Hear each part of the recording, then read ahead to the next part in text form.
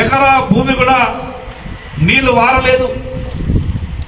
నువ్వు చేసినటువంటి తప్పుల కారణంగా, ఆ రోజు నువ్వు చేసినటువంటి వ్యవహారాల కారణంగా ఆ పనికి ఈరోజు అర్ధాంతరంగా ఆగిపోయింది. నువ్వు చూస్తలేవా? శాసనసభ సమావేశాలు చూస్తలేవా? కాంగ్రెస్ పార్టీ ప్రభుత్వం ఉన్నప్పటికీ నేను రాజకీయ భేషజాలకు పోకుండా ఈ ఆదిలాబాద్కు కావాల్సినటువంటి ప్రతి విషయం మీద ముఖ్యమంత్రి దగ్గరికి వెళ్ళి మాట్లాడుతా ఉన్నా, మంత్రుల దగ్గరికి మళ్ళీ మాట్లాడుతున్నా. టీఆర్ఎస్ పార్టీ 10 ఏళ్ళు ఈ రాష్ట్రంలో అధికారంలో ఉండే, నువ్వు 5 ఏళ్ళు మంత్రిగా ఉంటివి, తర్వాత 5 ఏళ్ళు ఎమ్మెల్యేగా ఉంటివి. రైతులు పండించినటువంటి పంటలను రైతులు వచ్చి నీ దగ్గర మొరబెట్టుకున్నారు. ఎకరానికి 10 కుంటల సోయాబీన్ వండుతున్నది, గవర్నమెంట్ ఏమో 6 కుంటలే కొంటున్నది. నువ్వేమైనా సాయం చేయాలంటే దాంట్లో ఎవరు ఏమి వేయరాదు, అంతకన్నా కొనరాదు, ప్రభుత్వ నిబంధనలు అడ్డం వస్తాయని చెప్పినాం. నేను రైతులు పడుతున్నటువంటి బాధలను అర్థం చేసుకొని మంత్రి తుమ్మల నాగేశ్వరరావు దగ్గరికి వెళ్ళి, ముఖ్యమంత్రి దగ్గరికి వెళ్ళి, అధికారుల దగ్గరికి వెళ్ళి వాళ్ళ కరాఖండిగా చెప్పినాం, రైతు పండించినటువంటి సోయాబీన్ పంటను మొత్తం కొనుగోలు చేయకపోతే రైతులతో సెక్రటరేట్ దిగ్బంధిస్తామనంటే ప్రభుత్వం దిగొచ్చి రైతు 6 కుంటాలు కాదు 10 కుంటాలు పండిస్తున్నాడు కాబట్టి 10 కుంటాలు కూడా కొంటామని ఆర్డర్ ఇచ్చిండ్రు. 10 కుంటాల సోయాబీన్ వర్తించారు. 3.5 క్వింటాలే కందులు కొనుగోలు చేస్తుండే.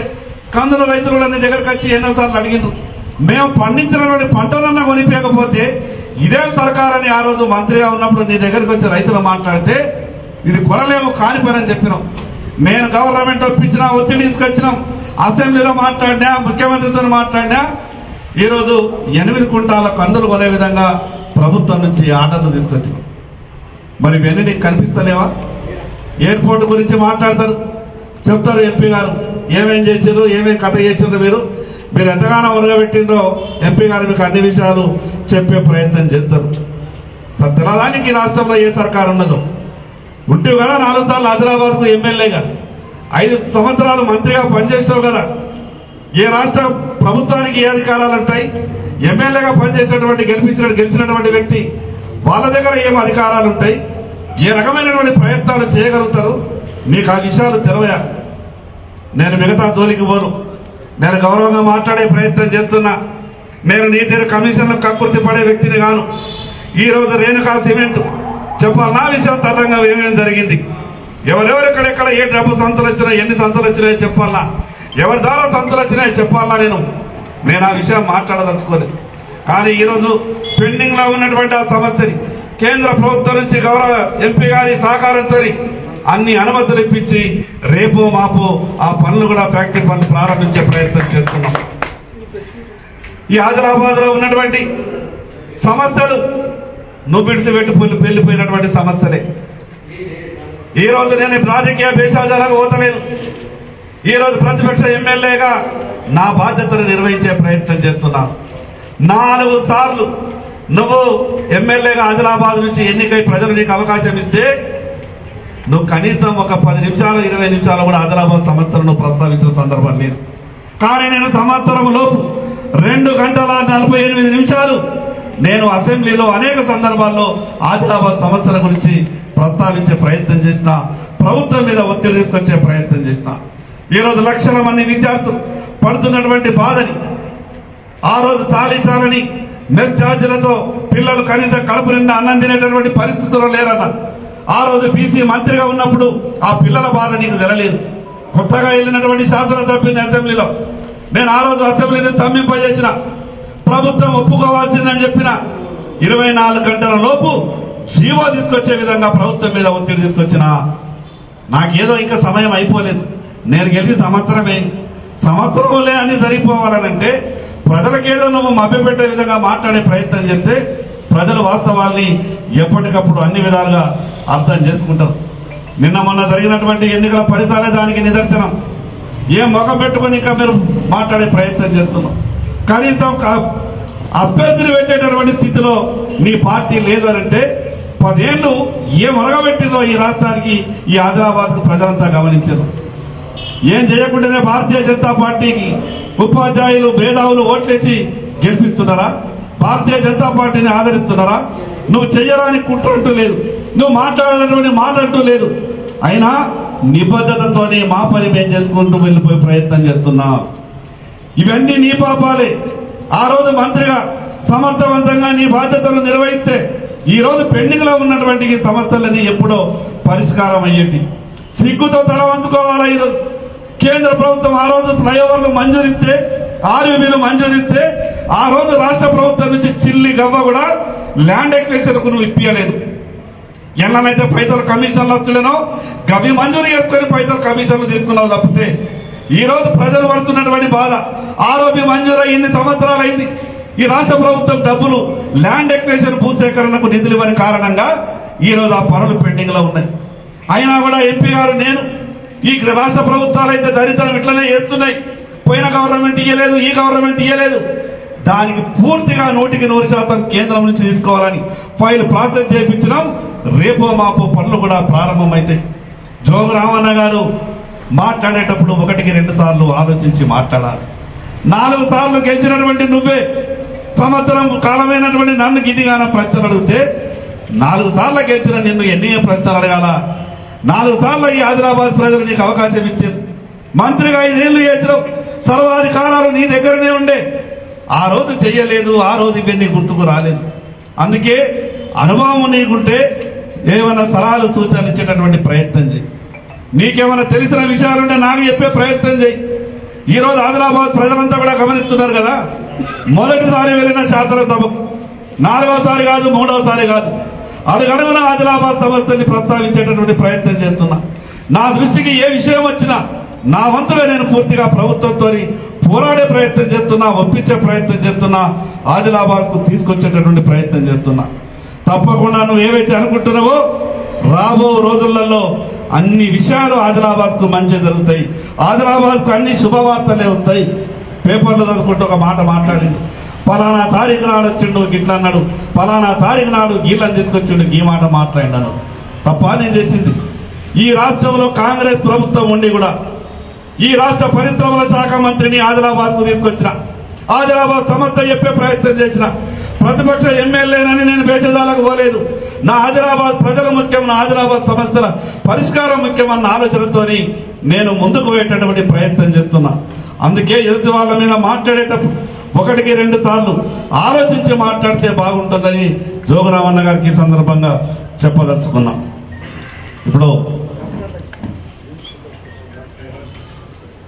ఇప్పుడు పార్లమెంట్ సభ్యులు పెద్దలు నగేష్ గారిని మాట్లాడుతున్నారు. ప్రింట్ అండ్ ఎలక్ట్రానిక్ మీడియా మిత్రులందరికీ నమస్కారం. స్థానిక శాసనసభ్యులు సోదరులు పాయల్ శంకర్ గారు,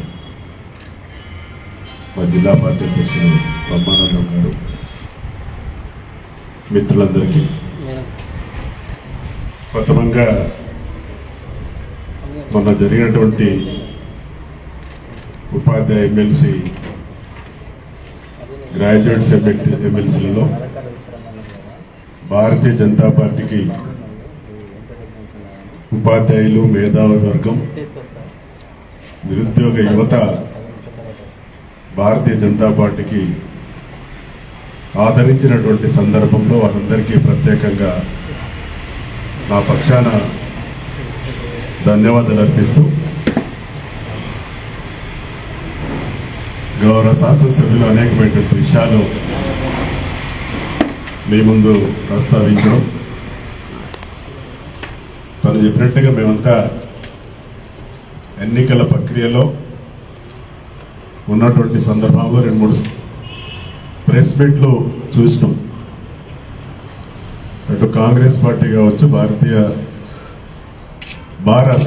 టిఆర్ఎస్ బారాస వాళ్ళ యొక్క నాయకుల యొక్క వాళ్ళ మాటల్ని చూసాం. ఒకటేమో ఎయిర్పోర్ట్కి సంబంధించినటువంటి మాట్లాడుతూ ఉన్నారు. 2014లో ఆదిలాబాద్ జిల్లాలో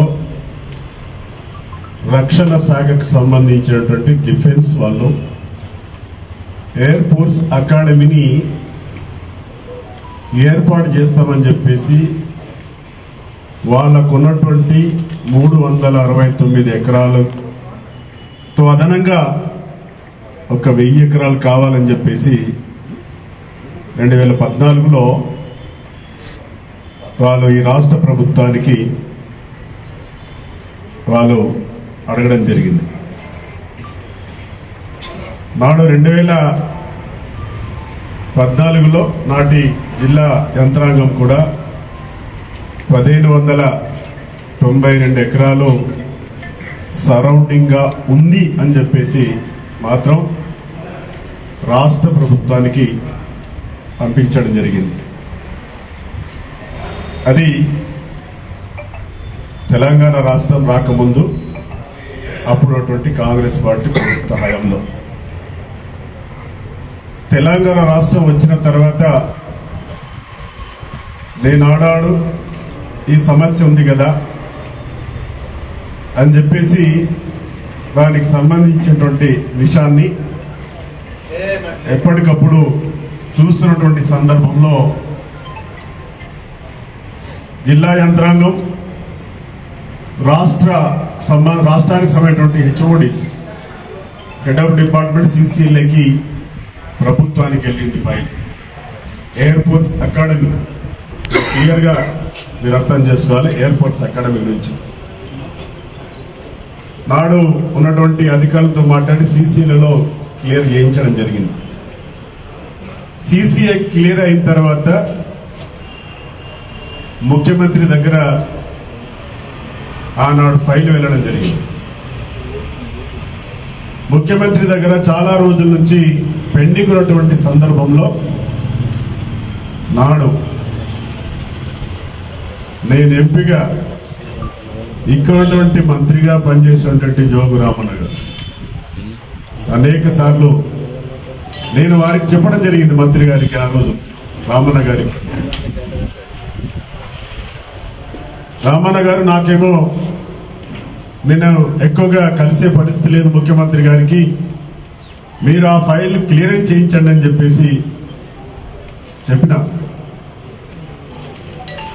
వారు ఇక మాట్లాడతా అని చెప్పేసి మరి ఏమైంది చాలా రోజులు ఏంటంటే మళ్ళా ఆయన మాట్లాడిన తర్వాత, ఎందుకంటే మేము వాస్తవాలు చెప్తాం, ఏదో మాట్లాడిన తర్వాత ఒకటే నాడు సార్ ముఖ్యమంత్రి గారు ఫైల్ నేను క్లియర్ చెయ్యంటున్నాడు ఎందుకు అని చెప్పేసి అడిగితే మేము రాష్ట్ర ప్రభుత్వంగా అసెంబ్లీని సెక్రటరియట్ ని బైసన్ ఫోలో గ్రౌండ్ లో, అంటే అది కూడా డిఫెన్స్ ల్యాండ్, అది మాకు కావాలని చెప్పేసి అడిగితే రక్షణ శాఖ మాకు ఇవ్వడం లేదు కాబట్టి మనమెందుకు ఆ 1500 ఎకరాలు భూమి ఆదిలాబాద్ మనం సేకరించి ఎందుకు ఇవ్వాలని చెప్పేసి ముఖ్యమంత్రి అన్నాడు అని చెప్పేసి రామన్న మీరు నాతో అనలేదా? ఒక్కసారి గతాన్ని గుర్తు తెచ్చుకో రామన్న గారు, ఈ మాట అన్నవా లేదా? ఇది ఆ విధంగా ఉన్నటువంటి సందర్భంలో ఇంకా 5 సంవత్సరాలు కానీ డిఫెన్స్ కి సంబంధించినటువంటి ఆ ల్యాండ్ ను ఇప్పించలేకపోయినాం. మళ్ళా నేను భారతీయ జనతా పార్టీ పార్లమెంట్ సభ్యునిగా గెలిచిన తర్వాత నేను విమానయాన శాఖ మంత్రి రామ్మోహన్ నాయుడు కలిసిన, నాకు ఇక్కడ ప్రపోజల్ ఉంది కావాలని చెప్పేసి మళ్ళీ ఒకసారి గౌరవ శాసనసభ్యులిద్దరం కూడా కలిసి వెళ్ళినాం. అది ప్రాసెస్ జరుగుతూ ఉన్నది. రాష్ట్రానికి కావలసినటువంటి అనుమతులు ఇవ్వండి అని చెప్పేసి వాళ్ళు కూడా పంపించడం జరిగింది. ఇది ఎయిర్ ఫోర్స్ ఏమో పక్కకు పోయింది, ఎయిర్పోర్ట్ సంబంధించింది. ఈ మధ్యనే పార్లమెంట్ లో కూడా ఒక రిపోర్ట్ పెట్టారు. మేము అడిగిన తర్వాత, నేను అరవింద్ ఎంపీ గారు అడిగిన తర్వాత ఒక రిపోర్ట్ పెట్టారు. ఆ రిపోర్ట్ కూడా మీకు చివరిలో చెప్తారు, అది మొబైల్లో ఉన్నది. సరే, రాష్ట్ర ప్రభుత్వం అటు వరంగల్, ఆదిలాబాద్, అదే మాదిరిగా జాక్రాన్పల్లి అని చెప్పేసి రాష్ట్ర ప్రజానీకం, ఆదిలాబాద్ జిల్లా ప్రజానీకం కూడా విన్నారు.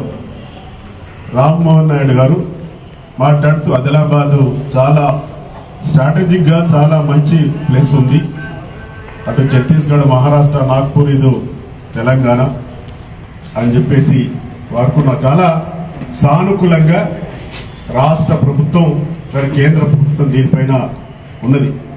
ఒకటి ఇక్కడ కొన్ని నేను చివరికి చెప్తాను చెప్పిన అది ఎందుకంటే రాష్ట్ర ప్రభుత్వం ఆ క్లియరెన్స్ అన్ని ఇచ్చిన తర్వాత డిఫెన్స్ ల్యాండ్ ని ఎయిర్పోర్ట్ అథారిటీ ఆఫ్ ఇండియాకి మార్చడానికి రాష్ట్ర ప్రభుత్వం సేకరించి ఇవ్వాలి.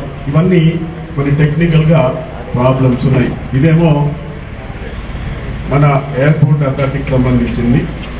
మేమిద్దరం కూడా ఒకటే, నేను శాసనసభ్యుల వారు ఒక పక్కనేమో ఎయిర్ ఫోర్స్ అకాడమీ కోసం ప్రయత్నం చేస్తున్నాం. రాజ్నాథ్ సింగ్ గారిని 2 సార్లు కలిసినాం. ఎయిర్ ఫోర్స్ అకాడమీ చేస్తే వాళ్ళ యొక్క ట్రైనింగ్ కావచ్చు, ఇతర కార్యక్రమాలు కావచ్చు, ఒక ట్రాక్ నిర్మాణం అయిపోతుంది.